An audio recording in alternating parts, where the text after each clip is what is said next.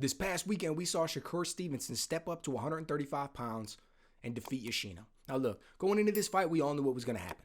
We've been watching Shakur Stevenson, man. He's a phenom, man. He's a prodigy. People have known about what he's been doing since he was in the amateur and going to the Olympics, and everybody was trying to recruit him as a pro coming out. Floyd Mayweather famously was trying to sign him and was unable to. He was a minus 1,600 favorite going into this fight. We knew what was going to happen. We knew it. This wasn't going to be. I don't think there was one person out there, myself included, who even entertained the possibility that Shakur Stevenson was kind of getting ahead of himself and getting too big. He was overlooking Yoshino, and that he was going to let this dude come over here and upset the apple cart and stop all the momentum and everything else. It didn't seem in the realm of possibilities. So when we went out there and we saw him come away with this incredibly impressive victory, it was basically what everyone expected to a large degree. And that's kind of what you do when you're moving up in weight classes, unless you were moving up for this super fight, this title shot type thing. But he's moving up because he's too big, man. He can't make 130 anymore. He went down there, he dominated, he impressed everybody for years. He's moving up to 135. And let me just say this. 135 is an incredibly loaded, incredibly stacked division. We've been seeing exciting fights from them for a long time. Historically, it's a great division. But the current guys there right now, the current guys at the top that hold the belts, whether we're talking about Devin Haney is the man in his upcoming fight against Lomachenko, whether we're talking about Gervonta Davis, he's got an upcoming fight against Ryan Garcia. Now, look, Davis is a lightweight. He's at 135. Garcia is going to be at 140, so technically only one half of that equation is going to be talked about for potential future fights with Shakur Stevenson, but it's going to be a big one. It's going to be huge. Ryan Garcia used to be a big name at 135. Whether we're talking about Camboso, Cesar Cruz, even Ortiz. Let's throw Jermaine Ortiz in there, right? The guy who just put on an impressive performance in a losing effort against Lomachenko. Right? There's 135 is stacked. There's a lot of guys there. Oh, I forgot about Rolly Romero, a guy that I actually want to see Shakur fight next. But I'll get to that in a second. So 135 is stacked, and every one of those dudes should be on notice. Every one of those dudes should be concerned now that Shakur Stevenson is in the division and he's putting on the performance that he did. This young man is incredibly impressive. I've talked about him before, and I will continue to. You watch him in the ring, and he does everything you want him to do. Does he have a good jab? Does he have great footwork? Does he have the ring IQ? Does he manage the distance well? Does he throw shots with power? Does he work combinations? Does he know how to be aggressive? Does he know how to fight backwards? Like, the list goes on and on and on. He's a phenom for a reason. There's the reason people talking about him that he, at the end of the day, that he could be considered the best of his generation, 15 years from now when it's all said and done. The man is that good. And now he's at 135. Now, one of the knocks against him, I got to mention this, one of the knocks against him has always been he's got a lack of power.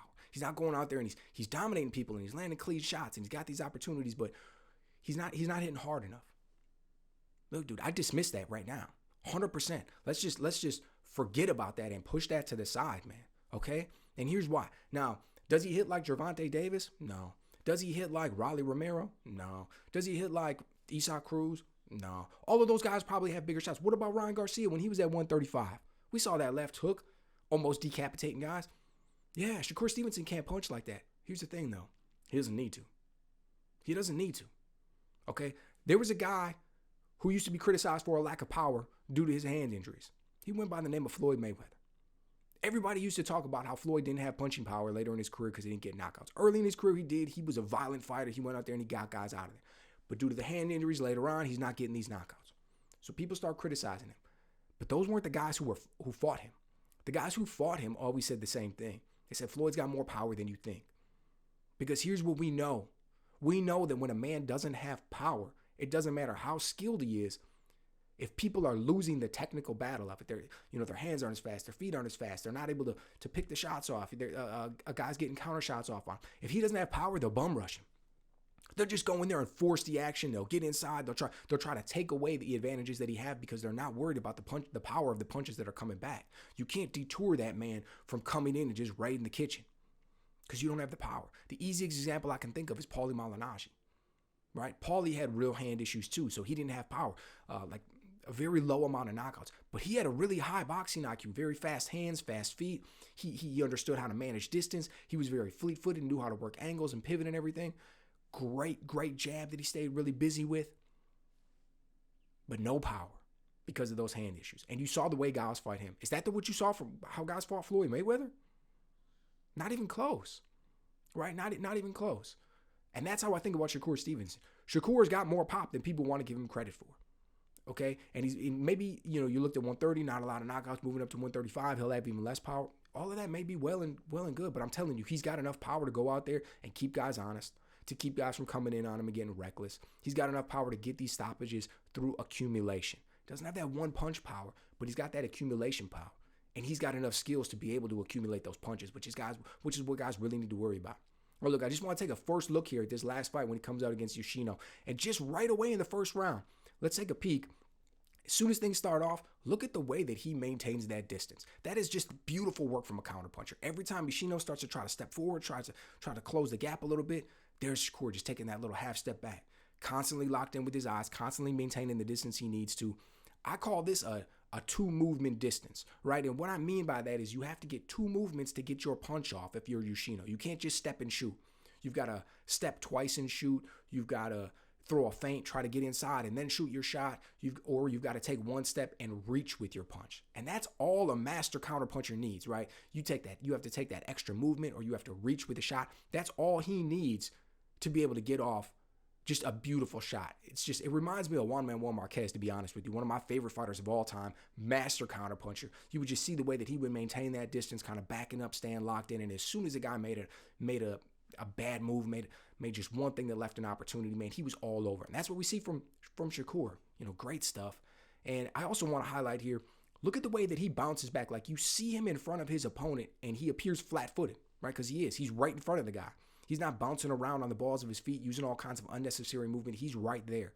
But as soon as he wants to back up, dude, he just pounces back like a cat, dude. It's like effortless the way he just leaps back as soon as Yoshino just looks like he's going to reach. And then as soon as he lands, he just pops off this little counter jab. Yoshino reaches again, just with effortlessly, man. It looks like he's so light. He just hops back, pops off another counter shot. I mean, just those two movements right there. The way he's just backing up, leaping back, shooting a counter, leaping back, shooting another counter.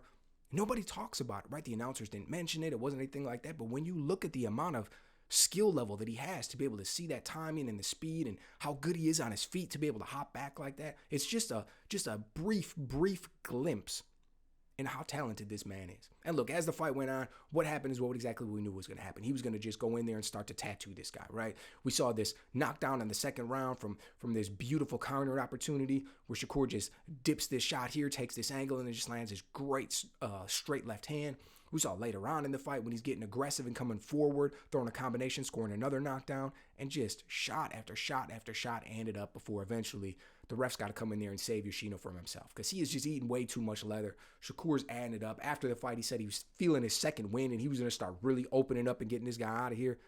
This dude's dangerous, man.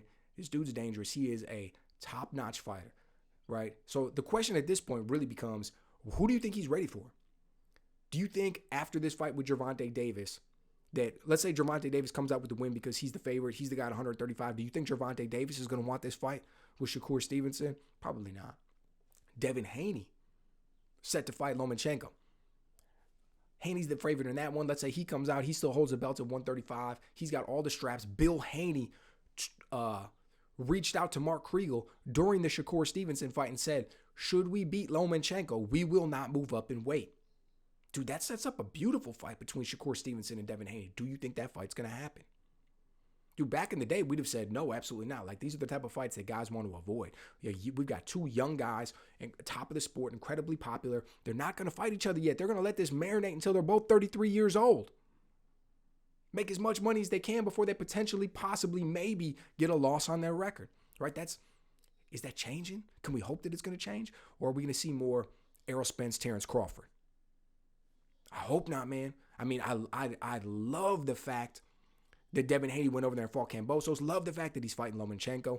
I mean, these are great signs from a young fighter. I love the fact that Shakur Stevenson is calling these guys out and wants to make this fight happen. So, man, let's hope for the best in that regard, that no matter what happens, even if Lomachenko wins, I feel 100% positive that Shakur would call him out and want that fight. Is that a fight Lomachenko would want? He never seems to have ducked anybody in the past.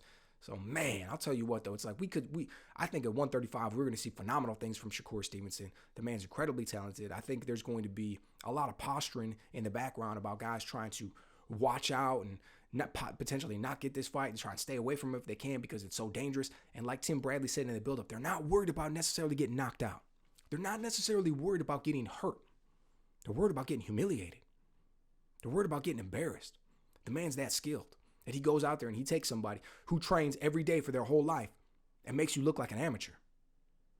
That's how good Shakur Stevenson is. And I just can't wait to see what's next from him, man. Super impressive victory against Yoshino. He's continuing on the road of being super impressive. Appears to be locked in. You never hear about bad habits or things outside the ring that are distracting him. So I got to imagine that the sky is truly the limit. Man, I can't wait to see what's next. So let me know what you guys see. Were you as impressed with this performance as I was, as young as he is, as much as he's been doing and as much as still ahead of him? Do you think anybody at 135 is going to give him trouble? Do you think the guys will be avoiding him? I mean, he said in the build-up to this fight that Kambosos turned down the fight instead of taking too many hard fights. Said Isaac Cruz turned down the fight because he claimed that he's been running too much. There was like 3 names I can't remember. I'll try and find the clip. There was like 3 names that he rattled off of guys that were avoiding this fight before finally Yoshino went up and took it. So maybe it's going to be more of the same, and it's going to be tough for this dude to get these fights.